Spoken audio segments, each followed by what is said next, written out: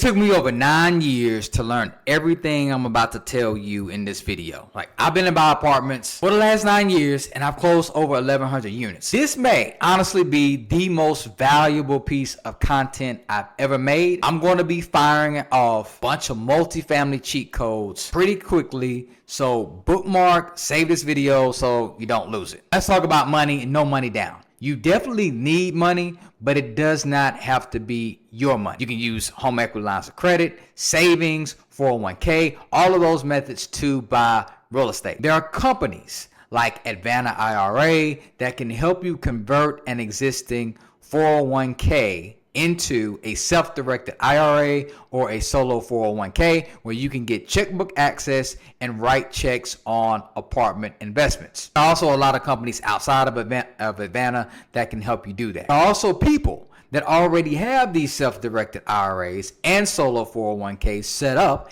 and they are looking for investments such as apartments. Facebook and LinkedIn groups are great places to find these people hanging out. There are also fund managers and capital raisers, and their job to go out every day and look for money for real estate deals. If you do not have all the money yourself, you can connect with somebody who does. Join Facebook groups, LinkedIn groups, do a simple search, fund managers, capital raisers, you'll find plenty of them to join. You can earn large amounts of profit in multifamily by connecting with investors or people who have money and you come with a deal. If you have good networking skills, maybe you already have a existing network, you can actually take your networking skills and the people you know and bring them over into an apartment deal and earn a large percentage of a multifamily deal just by sharing your network. If you're brand new, it's best to start on a small deal, call it 5 to 30 units. If you're looking to partner with somebody who's going to bring the capital for that deal, you want that person that you partner with to be fairly new too. Really experienced capital raisers will hesitate to partner with someone who's brand new. That's why you want the person that you partner with to be sort of new themselves. Your knowledge of apartments is going to be on display with the type of deals you do. If you don't know anything about commercial real estate,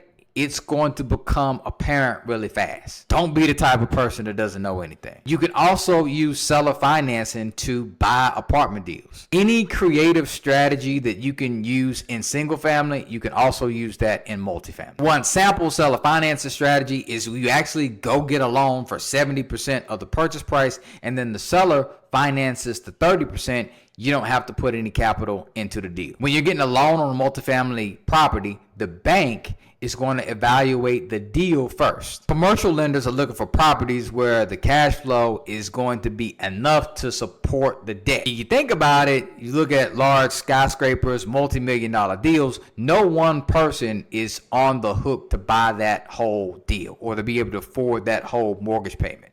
That's what you're doing when you go to commercial real estate. You're looking to buy a property where the rents can support the loan, not necessarily you. If you try to talk to a commercial lender without having a deal, that conversation probably is not going to go that far. You do not need to show up with your bank statements, W-2, and tax returns in order to get a commercial loan. The first thing they're going to want to know is about the deal. You can still buy a multifamily property even if you have bad credit. Typically, banks will lend on 70 to 80% of the purchase price. When you're seeking the money, your job is to figure out where the other 20 to 30% of the equity is going to come from. You can use your home equity line of credit, checking, savings, seller financing, investors, or any other creative financing strategy that you can think of in order to solve for that last piece of the money. It helps if your first deal costs less money because that means you have to come up with less equity. Your lender is only going to loan up to a 1.25 debt service coverage ratio. If your purchase price does not meet the 1.25 debt service coverage ratio,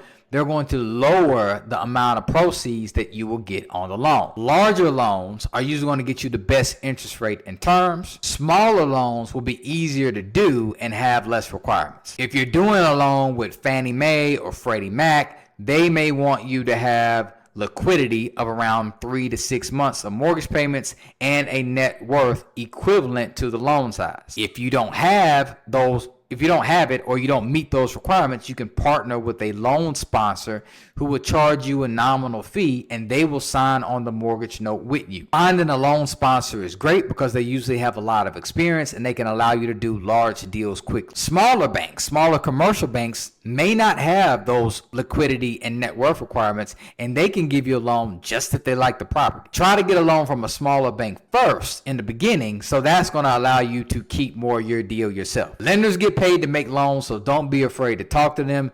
They get paid by loaning you money. The same thing goes for equity investors, right? They make money by investing their money into deals. If you're trying to work with a small bank, start with those that are close to the property you're looking to buy. They will give you some of the best rates. Using a commercial mortgage broker can help you find a lot of lenders if you don't have a lot of options. You can also use hard money loans on apartments. Many lenders will offer you bridge financing, which is where they offer you short-term financing to fix up the property and sell it for a higher price. This is where they're not only going to loan you money to buy the property, they will actually loan you the repair costs as well. You can get interest-only payments on your loans, which will drastically help you increase your cash flow. If the seller has some attractive debt on a property, you can assume that debt and get a lower interest rate than you would in today's market. Many commercial real estate owners have lost money on deals in the last few years. That's largely due to the increase in interest rates that started in 2022. Higher interest rates mean lower prices. Lower prices mean better opportunity for you if rates ever become lower. That's why this is such a great market to buy in right now. Commercial brokers are sitting on a lot of deals that they haven't been able to sell in the last few years. Talking to them can help you locate some of these off-market commercial multifamily deals. Most of the commercial real estate properties aren't listed on a public site for sale. You can find some of the ones that are on websites like loopnet.com and crexy.com. It's better to use those websites to network with brokers than it is to actually find a deal from there. There's a good chance that any broker you see listed on loopnet.com or crexy.com